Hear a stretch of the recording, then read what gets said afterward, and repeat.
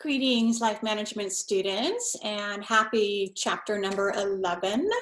So this is a fun chapter because we're going to be talking about interactions between individuals, whether it's in the workplace, whether it's at school, in your personal relationships.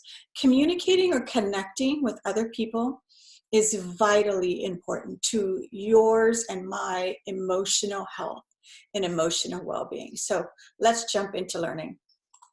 First of all, what is interpersonal communication?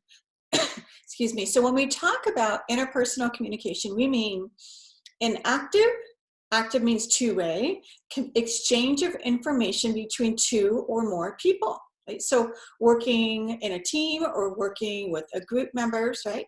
So we have a speaker and a receiver. We have two people, and it's something that is actively going back and forth. So when we think about connecting with other people, a lot of times we think about sharing and talking. However, a really big part of having healthy, positive relationships is being a good listener. So one of the best ways to become a good communicator is to listen. You have to know your audience. You have to know who you're speaking to. And a part of listening is also what I think of as reading people or understanding nonverbal communication.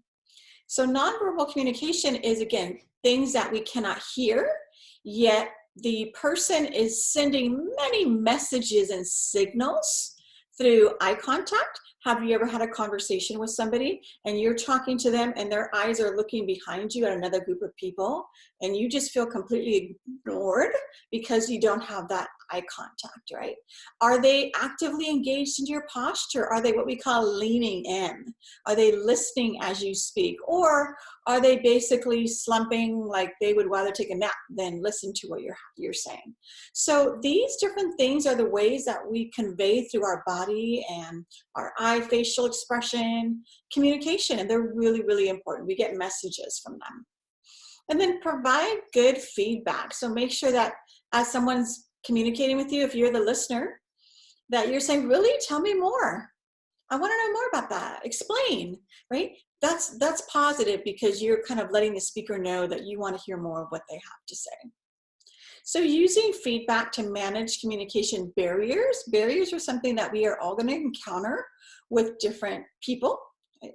So if the communication barrier is something like you couldn't hear what the speaker was said, you're in a restaurant, you're in a bar, a restaurant, a situation where there's so much background noise, right? You can just say, sorry, but I couldn't hear what you said. Can you explain again? Or can we sit next to each other instead of across the table so I could hear better? Can we go somewhere else, right? Think of different things that you can say. You're zoned out for a minute and you lost track of the conversation. This has happened to all of us, right? Even if we're talking to a friend or a loved one, our mind goes somewhere else for some time. So you apologize and say, fess up. I lost focus for a minute. Can you repeat what you're saying? Because the other person's going to get offended. They're going to feel like, forget it. You don't want to hear what I have to say. So just be the first one to apologize. But read through some of the different communication barriers that we can encounter.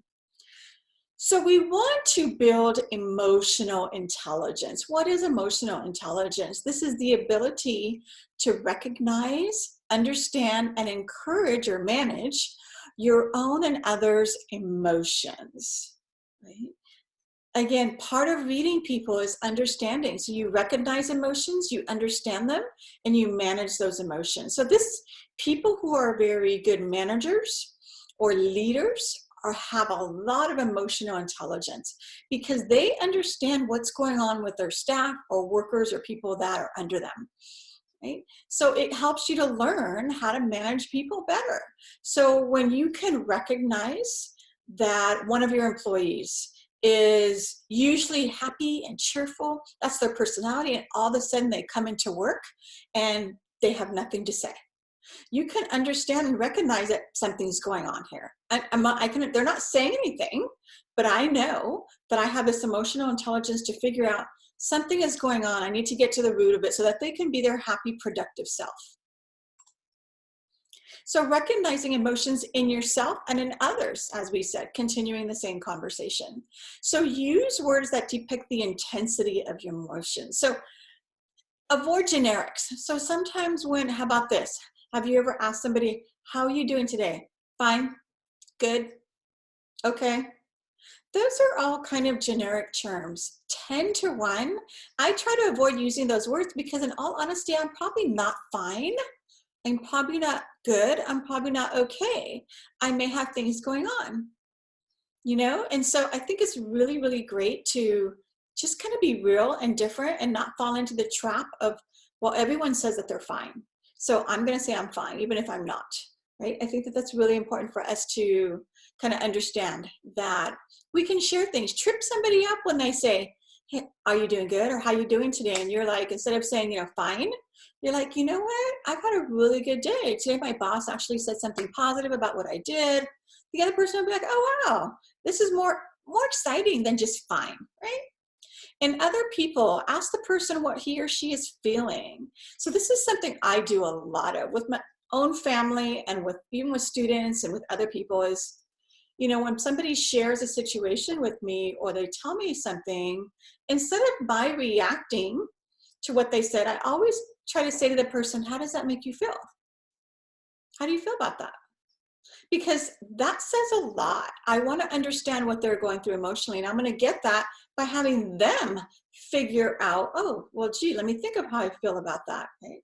Pay attention to when people are kind of brushing you off. Have you ever had it where you've been in a conversation with someone, especially over the phone, and you're talking and the other person's like, yeah, really, yeah. And you realize that they're really kind of like not all there.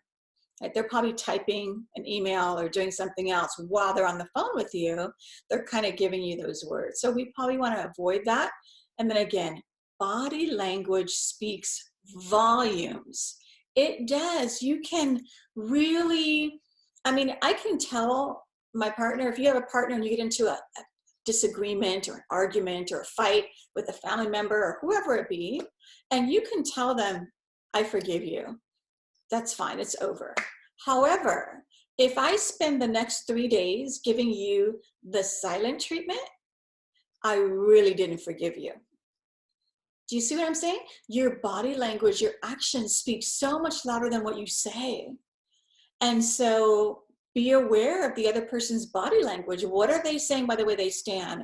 By the fact that they stiffen every time you get around them. You know that they're mad, right? You know it, right? And so it's better just to confront that and say, I can tell that you're still upset. Can we talk about that? Right? So again, understanding the emotions. Continuing on, deeply reflect or better understand what is causing you to feel this way. And this is why talking out emotions is so important. The thing where we internalize and keep everything inside is not healthy. It is so much better, even again, it's okay to argue. It's okay to disagree. These are facts of life. It is important how you handle the disagreement, the argument. Leave out the curse words, leave out the yelling, leave out the big emotion part of it and try to get to the root of what the issue is, right?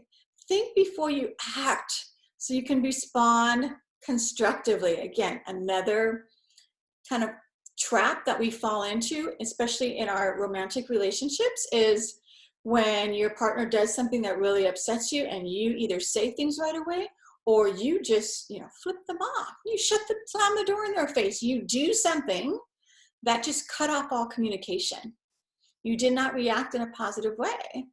Instead of saying, okay, I need to sit down. I'm really upset, but I want to talk this through, right? So when you understand another person's emotions, you have empathy for them. So you need to understand and ask your partner or your family member, your friends, why did you do that? Why did you say that? Where is this coming from? Right? You want to get to the root of the issue here, not just jump to conclusions. Manage emotions. When you get angry, and we all get angry, take a deep breath. Count to 10. This is something I taught my kids to do, and I do. We do that whole thing where we before we say anything, we will walk away. We will count to 10. We will make sure not to say that the words come out of our mouth that we're feeling in the moment, in the heat of the emotion. Use empathy to put yourself in someone else's shoes. So even when your partner or your friend upsets you, try to understand where they're coming from. Ask questions to determine the other person's perspective. We all live in kind of this tunnel vision where we believe our way is the right way. That is the way we do things. That's the correct way. However, we need to understand other people's perspectives and where they're coming from. Calmly let the other person know you're reacting intensely to what they're saying. So it's okay to say, I tell couples, you can say to your partner, you know, I love you, but I don't like you very much right now. That's okay, because you're being honest. You're really saying with your words, I love you. We're in this together. We're committed. I'm not going anywhere. But right now I'm very upset. Something you've said or done has upset me, and I have a right to those feelings. That's okay. Take a 5-minute walk to cool off. Yeah. When my son was in his younger years, I actually would do this thing where I would send him to the backyard. And we have a really large backyard, and our neighbors are far away. And I would tell him, you have 10 minutes to scream, yell at the tree, do whatever you want, get your anger out, and then you can come back inside. Because your family should not have to listen to you slam doors, have attitude, yell. Those things we don't need to hear in the house. But you can go and get your emotions out and then come back and have a conversation about it. Right? So managing our emotions is something that even as adults, even as we get older into adulthood, we still struggle with this. But there's some healthy ways I've kind of shared with you. Take the instant feelings that you have and suppress them for a minute, because you don't want to say and do things that you are sorry for later, or sometimes you can't repair. Right? You want to have the maturity to understand that bad things are going to happen in life. Your partners or friends or family are going to upset you. This is a part of life. We got to figure out how to deal with them and work through them. And managing those emotions. So when you recognize strong emotions in someone else, so the other person you're working with, let them know you recognize that they may be having a hard time and they're reacting intensely. So with my son, I would acknowledge that I understand you're upset. You're clearly mad about something, or you have a right to be upset. You have a right to those emotions, but we don't have to feel the brunt of them. So you get to go outside and cool off before you come talk to us. So if somebody else is losing it, if you have a partner and they're starting to curse at you, they're starting to, get physical, whatever it is, you need to let them know that that's not okay, right? I understand that you're feeling strongly about the issue right now. You have a right to that. I understand that. However, we need to respect each other in this situation. I deserve respect. I don't deserve to be cussed out. I don't deserve to be, flipped off. I don't deserve for you to be throwing things. None of that is okay. But I understand that you're really upset. So we can either to have a cool off session. You can go to a room. I can go to a room. We can cool off for 20 minutes, 10 minutes, whatever, and come back together. But none of us really have to stay in that situation. I don't recommend you staying in volatile situations, right?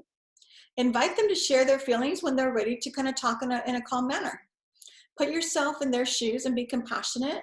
Share times that you felt similar, that somebody has broken your trust, or that you felt let down, because we've all experienced some of these situations, right?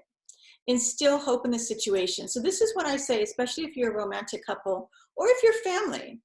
It's important for you to say, you know what? We're in this for the long haul. We're committed. I took some vows, or we made a commitment to each other.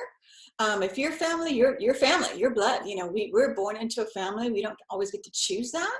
However, if you're in a healthy family, then you want to fight for that healthy family. You do.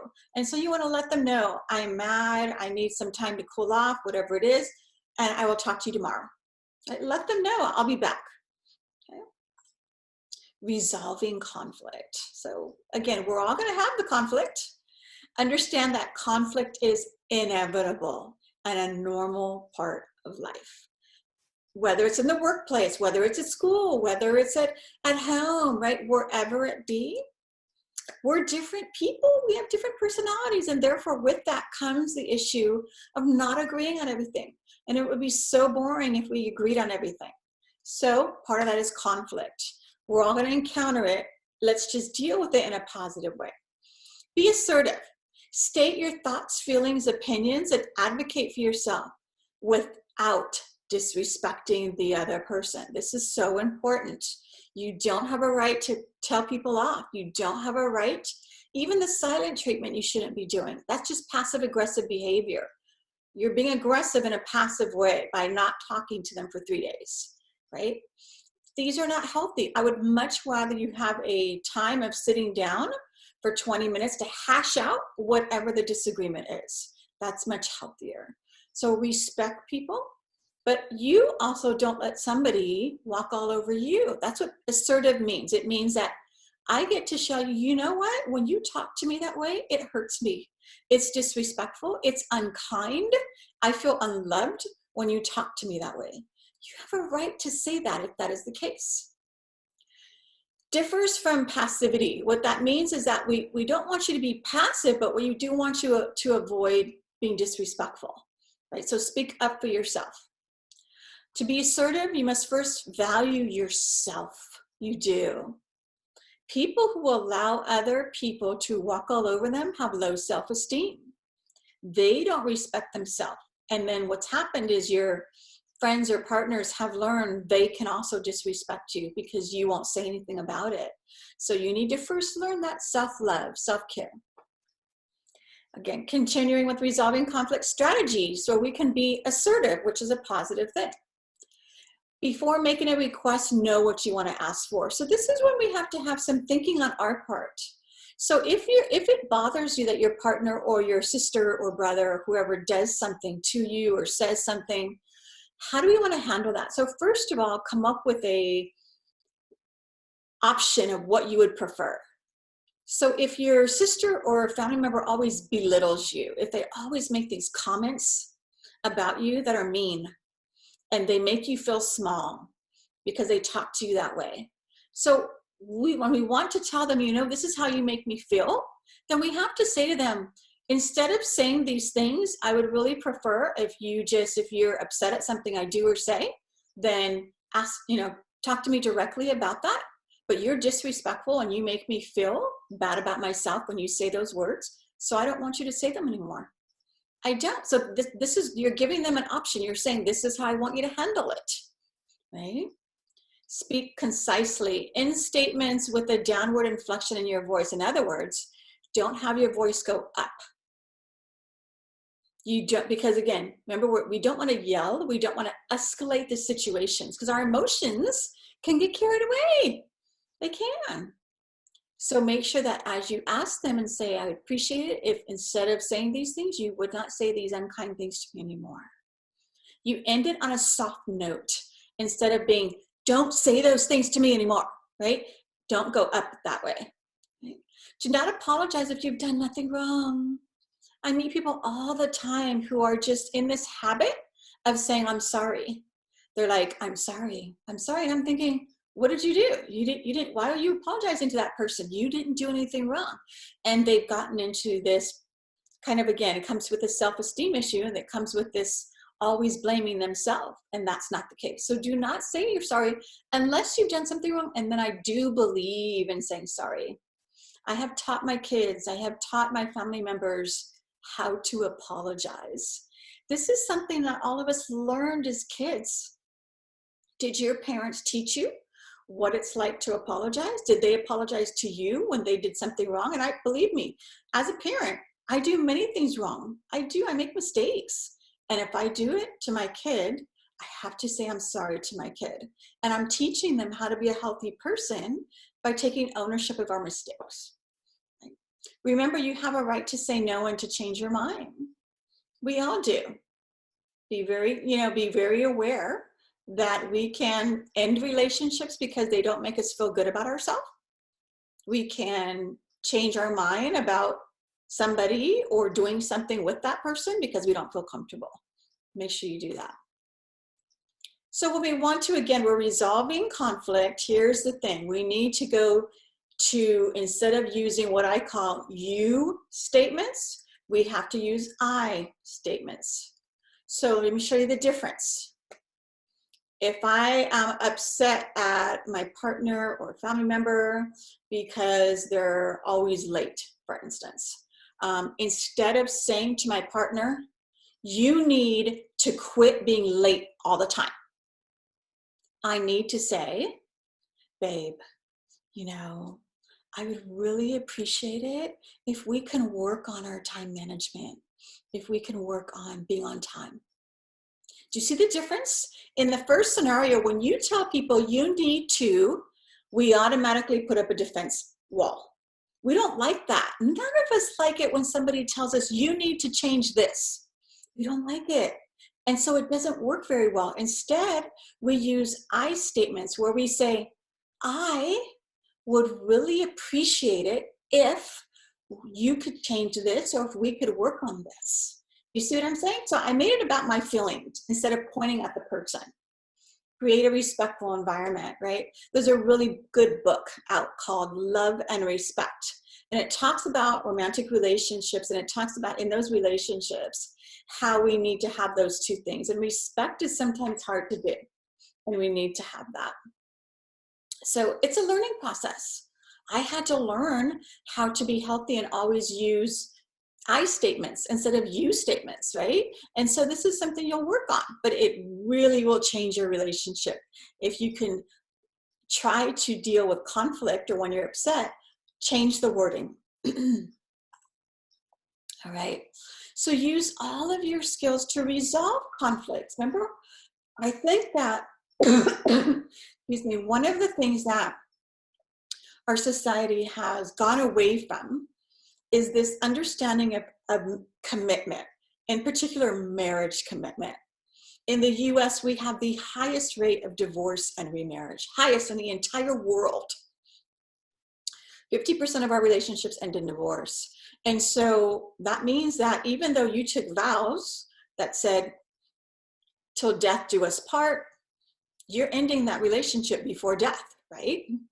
And that's what we're saying here, is that we need to really start to think about, instead of always wanting to get out of things, work through situations. And that means resolving conflict. So identify the problem. That's the first thing. If your partner's always mad, but you don't know why, you're going to have to get them to talk about it to figure out why. Because there's an underlying issue there. We need to figure out the issue. Understand your emotion, and then understand your family member or your friend or whoever's emotions also. Listen to their perspective or viewpoint. Find some common ground. Stay positive in all of this. Stay committed. You know, we're going to work through this. Maybe we have to get professional help and get some counseling, but we're going to get through this. Involve others, right? Get some counseling and compromise sometimes if necessary.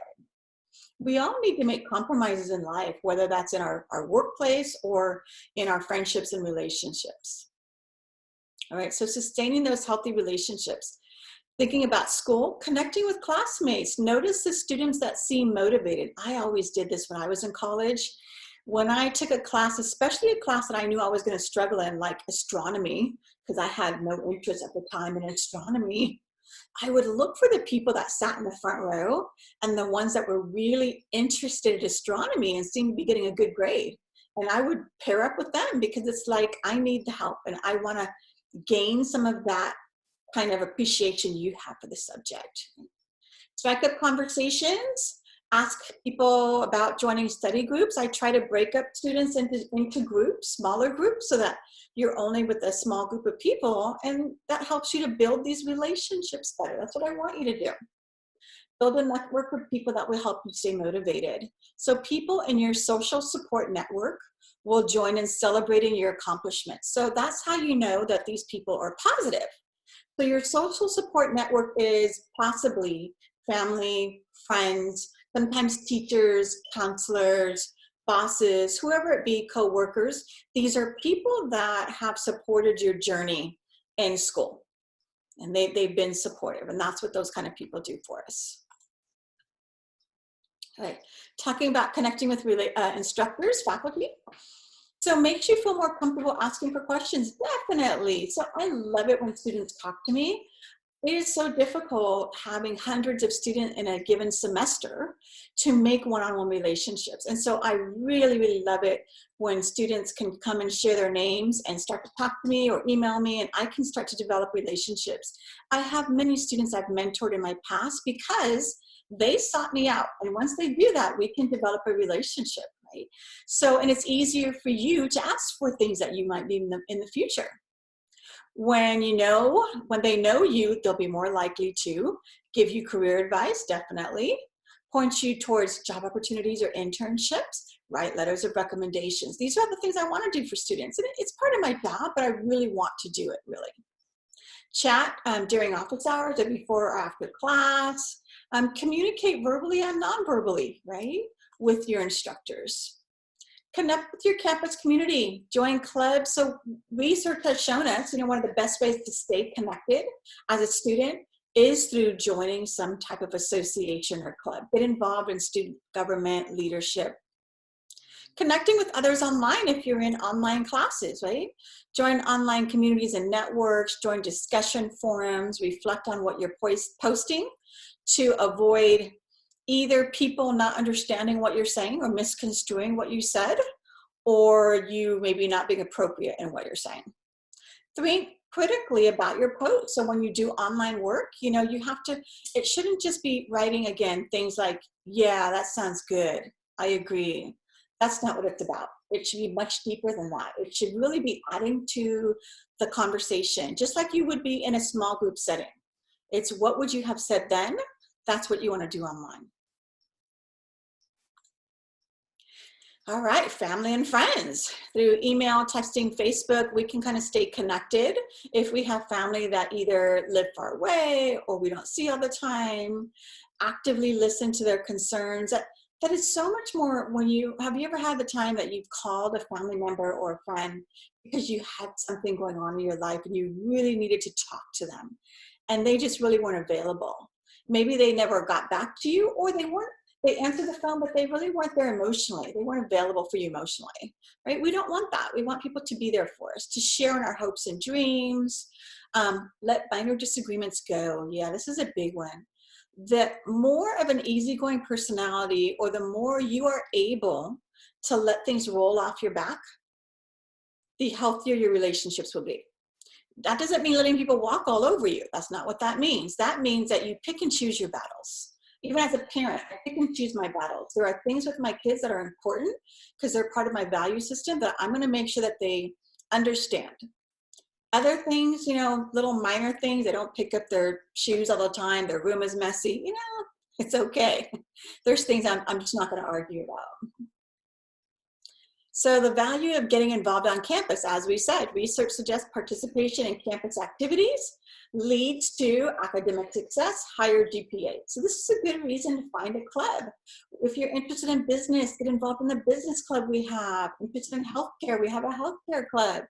Interested in maybe just giving back to the community. If you love doing volunteer work, if you love helping others, if social justice is important to you, we have a social justice club on campus, right?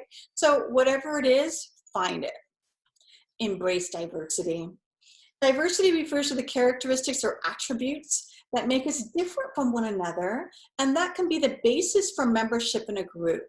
So I think diversity is awesome. Like I said, I'm a believer that things would be really boring if we were all the same. So I like diversity. One of the things I love about it is hearing different perspectives.